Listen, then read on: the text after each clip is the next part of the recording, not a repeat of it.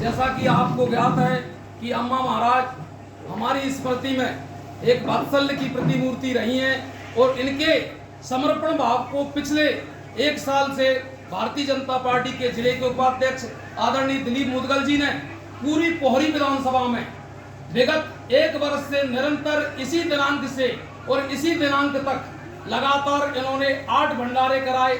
इनका पहला भंडारा इसी अम्मा महाराज की जन्म जयंती पर बैराड़ की पावन पवित्र धरा से प्रारंभ हुआ।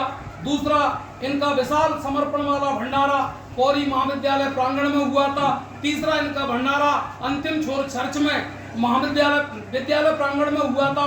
चौथा भंडारा इनका महादेव घाटी ककरई में हुआ था और पांचवा इनका समर्पण वाला भंडारा अम्मा महाराज की स्मृति में एवी रोड पट्टी धौलावड़ फाटक पर हुआ था।